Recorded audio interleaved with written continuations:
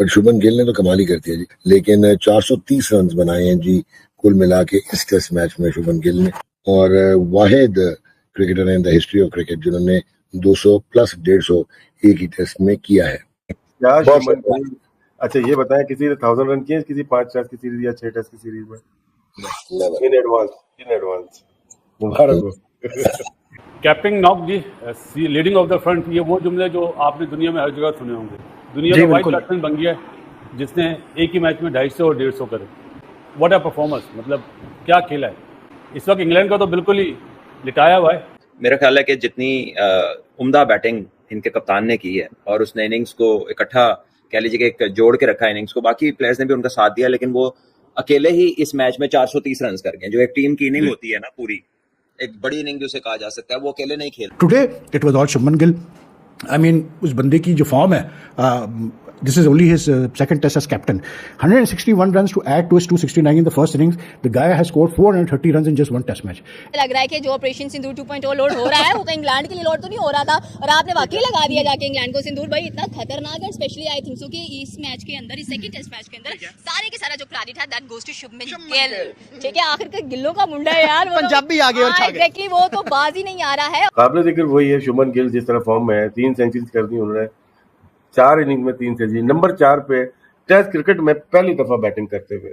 तो सबको बुला रहे हैं वो तो। आप देखे यूनुस भाई के जाने के बाद बाबर हमें मिला है, क्योंकि बाकी प्लेयर डेवलप ही नहीं किए, बनने नहीं दिए टीम। किसका कसूर है? सिस्टम का कसूर है, उन बंदों का कसूर है जिन्होंने आके इस पाकिस्तान के सिस्टम को दरम बरम कर दिया। कोई पूछने वाला नहीं है, इसलिए हर बंदा यही पूछता है कि कहाँ पे पाकिस्तान की टीम थी, कहाँ पे इंडिया की टीम थी। वो कितना आप देख लो ऊपर चले गए, आगे निकल गए, हम कितना डाउन चले गए। बहुत सारे कैप्टन जो इंडिया के हैं उसको क्रेडिट जाएगा, बल्कि सारा का सारा उसी को जाएगा जिस तरह की उसने बारियां ली हैं और जितने तहम्मुल से और सुकून से ली हैं। और जितने भी यंगस्टर्स जो कि अपकमिंग क्रिकेटर बनना चाहते हैं और बैटिंग के हवाले से हम जिस तरह की गुफ्तगू सुनते हैं और लोकली या जिस तरह की हमारे यहाँ पे बैटिंग के ऊपर फोकस होता है, तो ये बैटिंग है। शुभमन गिल फिर एज अ प्लेयर 29 इनिंग्स में 0 सेंचुरी होती है, 4 इनिंग्स में 3 सेंचुरी होती है। शुभमन गिल अकेला वाहिद कैप्टन जो जाके सीना कंट्रीज के अंदर मोस्ट रन मार रहा है। शुभमन गिल वाहिद कैप्टन जो पूरी इंग्लैंड को कच्चा खा रहा है। शुभमन गिल वाहिद ऐसा कैप्टन जो कि कैप्टनसी के प्रेशर वालों को चपेड़े मार रहा है। कि आप लोग एक्सक्यूज देते हो कि कैप्टनसी के प्रेशर में खेला नहीं गया, परफॉर्म नहीं हुआ, ये देखे।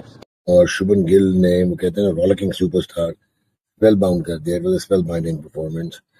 यू जस्ट कांट इमेजिन कि शायद वो एक वर्ल्ड रिकॉर्ड कर देते अगर वो बॉल किक ना करते और 161 पे आउट ना होते, because no batsman ever in the history of cricket since 1876 has scored 200 in each innings of a test match. But Shubman Gill ने तो कमाल ही कर दिया जी, लेकिन 430 रन बनाए हैं जी कुल मिला के इस टेस्ट मैच में शुभमन गिल ने, और वाहिद cricketer in the history of cricket जिन्होंने 200 प्लस 150 एक ही टेस्ट में किया है। सो रन्स गैलर फॉर इंडिया। और गिल इस वक्त तक अभी सिर्फ 4 इनिंग्स खेले हैं, 2 टेस्ट मैच, अभी 3 रहते हैं, 585 रन कर चुके हैं। और ये एज कप्तान उन्होंने शुरू किया है, 300 कर दिए उन्होंने 4। दोस्तों मैच खत्म हो चुका है, लेकिन जिस तरह की तबाही मचाई है शुभमन गिल ने इंग्लैंड के अंदर, इंग्लैंड की हालत खराब कर दी मार मार के। पहले मैच में भी मारा, और पहले मैच में तो 269 मारा, उसके बाद में दूसरे मैच में 161 मारा, टोटल 430 रन के ऊपर मार दिया एक ही मैच में। और अभी भी इंग्लैंड को 536 रन चाहिए लास्ट डे में 90 ओवर में बनाने के लिए, और 3 विकेट गिर चुके हैं, जिसमें से 2 आकाशदीप ने और 1 मोहम्मद सिराज ने लिया है। और पहली इनिंग में भी मोहम्मद सिराज ने 6 विकेट लिए थे और आकाशदीप ने यहाँ पर 4 विकेट लिए थे। तो दोनों, सिर्फ 2 बॉलरों ने पहली इनिंग में भी इनको खत्म किया था, और दूसरी इनिंग स्टार्ट हुई है तो उसमें भी इन्हीं दोनों बॉलर्स को 3 विकेट मिले हैं। तो अब 536 रन बनाना है, 7 विकेट हाथ में है और 90 ओवर का खेल बाकी है। देखना यह होगा कि क्या यहाँ पर इंग्लैंड एक दिन पूरा निकाल पाएगी या फिर सिराज और आकाशदीप के बॉलिंग अटैक के सामने ढेर होगी। और शुभमन गिल की जो बैटिंग रही है वो ऐतिहासिक रही है, उसके ऊपर से पाक मीडिया बात कर रहा है, आइए देखते हैं। Shubman Gill once again captain knock जी, लीडिंग ऑफ द फ्रंट, ये वो जुमले जो आपने दुनिया में हर जगह सुने होंगे। दुनिया का वाइड बैट्समैन बन गया जिसने एक ही मैच में 250 और 150 करे। व्हाट अ परफॉर्मेंस, मतलब क्या खेला है। इस वक्त इंग्लैंड का तो बिल्कुल ही लिटाया हुआ है। सिर्फ एक ही चीज़ है, बारिश ही बचा सकती है। अगर कोई मुझसे ये बोले कि इंग्लैंड अब मैच जीत जाए, ऐसा नहीं होता। नासिर हुसैन के साथ जो होता है, क्या नाम है, अथटन, यार वो मतलब अभी भी समझ रहे थे कि इंडिया तो सीरीज नहीं जीत पाएगा, इंडिया तो ये टेस्ट मैच नहीं जीत पाएगा। यार वो इस तरह मजाक उड़ा रहे थे आपस में दोनों, मुझे अफसोस हो रहा था कि ये टीवी पे कमेंट्री कर रहे हैं और मजाक उड़ा रहे हैं, तो कोई जवाब देने वाला नहीं होता। अब देना जवाब रवि शास्त्री साहब ने कि भाई आप ये क्या बातें कर रहे थे। यार बहुत बड़ी अचीवमेंट है 250 करना और 150 करना यार, ये तो खैर 31 साल का मेरा ख्याल है बाबर है, 34 साल का रिजवान है, सही है। दोनों इस टाइम पे मेन प्लेयर है, इनकी जगह इस वक्त लेने वाले कोई नजर नहीं आ रहे। पहली चीज इंडिया में जो प्लेयर आता है वो शेर पे सवा शेर तो होता है यार। कसम से गिल को इतना सूट किया है नंबर 4। अभी इस टेस्ट मैच से पहले मेरे ख्याल है नासिर हुसैन ने स्टेटमेंट दिया है कि गिल को नंबर 3 पे खेलना चाहिए। उन्हें जलन होती है कि वो 4 पे रन कर रहा है ना।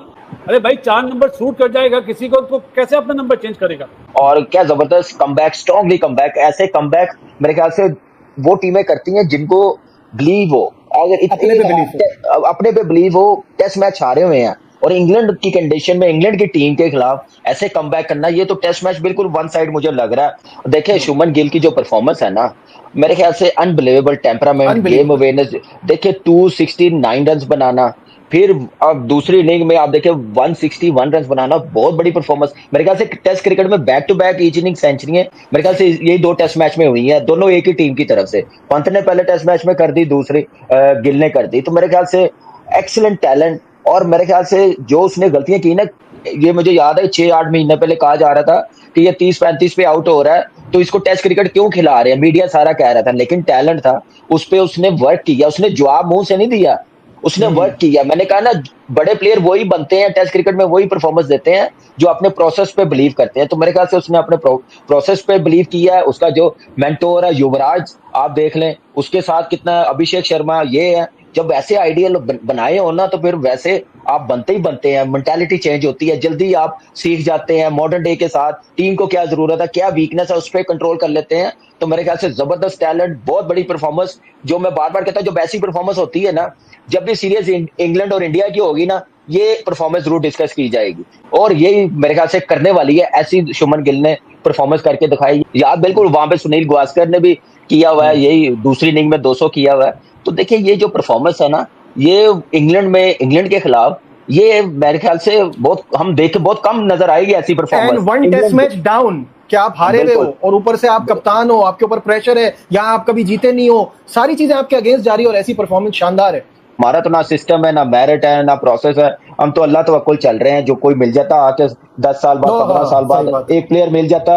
आप देखे यूनुस भाई के जाने के बाद बाबर हमें मिला है, क्योंकि बाकी प्लेयर डेवलप ही नहीं किए, बनने नहीं दिए टीम। किसका कसूर है? सिस्टम का कसूर है, उन बंदों का कसूर है जिन्होंने आके इस पाकिस्तान के सिस्टम को दरम बरम कर दिया। कोई पूछने वाला नहीं है, इसलिए हर बंदा यही पूछता है कि कहाँ पे पाकिस्तान की टीम थी, कहाँ पे इंडिया की टीम थी। वो कितना आप देख लो ऊपर चले गए, आगे निकल गए, हम कितना डाउन चले गए। मेरा ख्याल है कि जितनी उम्दा बैटिंग इनके कप्तान ने की है और उसने इनिंग्स को इकट्ठा कह लीजिए कि एक जोड़ के रखा इनिंग्स को, बाकी प्लेयर्स ने भी उनका साथ दिया, लेकिन वो अकेले ही इस मैच में 430 रन कर गए। जो एक टीम की इनिंग होती है ना, पूरी एक बड़ी इनिंग जिसे कहा जा सकता है, वो अकेले नहीं खेल दी है। पहली बारी में 269 और दूसरी में 161, तो ये कुछ 430 रन तो वो अकेले ही कर गया है।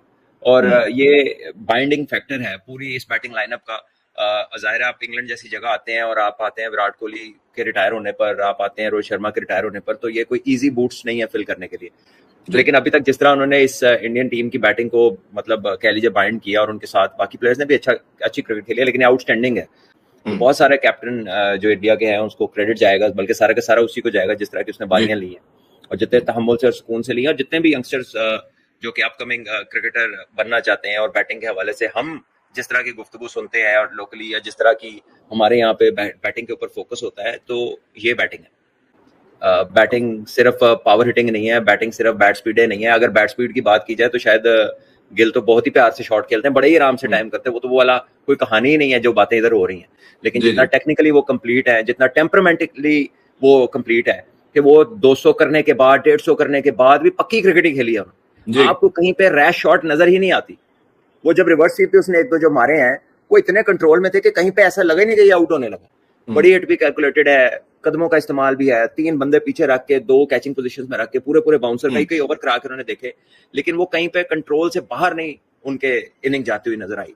तो is a high class player. का मीडिया बात कर रहा है इसके बारे में, लेकिन पाकिस्तान का जो क्रिकेट है वो खत्म हो चुका है और अभी नहीं खत्म हुआ, ये काफी पहले से खत्म है।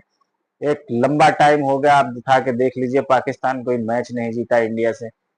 और पाकिस्तान के जो प्लेयर्स हैं उनकी फिटनेस पे भी बहुत बड़ा सवाल है, क्योंकि जब भी इंडिया पाकिस्तान का मैच होता है उस दौरान आप देखिए इनकी फिटनेस बहुत ज्यादा खराब रहती है। हर मैच में इनके 2-3 प्लेयर उल्टे ही मिलेंगे ग्राउंड के ऊपर। और क्रिकेट के साथ साथ मान लो क्रिकेट नहीं खेल पा रहे हो तो कम से कम फिटनेस तो रखो, इनकी फिटनेस भी खत्म है। अब पाकिस्तान के जो क्रिकेट फैंस हैं वो क्रिटिसाइज कर रहे हैं अपनी टीम को और अपनी टीम के बारे में बातें कर रहे हैं कि हमारा जो बाबर आजम है, जो रिजवान है, ऐसे प्लेयर्स को इनको दिखाओ कि किस तरह से बैटिंग की जाती है, शुभमन गिल की बैटिंग इनको दिखाओ। और यही वजह है कि अब इनकी सीरीज भी धीरे धीरे कम हो रही है। मैं कल परसों पाकिस्तान के मीडिया में देख रहा था कि पाकिस्तान के साथ कोई सीरीज खेलना ही नहीं चाहता, बड़ी टीमें कोई खेलना ही नहीं चाहती। जो खेल जिनके साथ ये खेल भी रहे हैं वो बहुत छोटी टीमें हैं। तो फिर वही है कि वो विराट कोहली का रिकॉर्ड तोड़ने के पीछे लगेंगे बाबर आजम, ये नीदरलैंड, नेपाल और जिम्बाब्वे जैसी टीमों के साथ खेल के। लेकिन इंडिया के जो क्वालिटी क्रिकेट है उसमें पाकिस्तान कहीं नहीं खड़ा होता इंडिया के सामने। और ये बात अब पूरी दुनिया कह रही है। अब कोई इंडिया बोलेगा या पाकिस्तान बोलेगा तो नहीं, बाकी पूरी दुनिया को पता है पिछले कई सालों में पाकिस्तान एक भी मैच इंडिया से नहीं जीता है। एक चैंपियंस ट्रॉफी वाला मैच जीता था, उसके बाद से तो मुझे नहीं लगता कोई मैच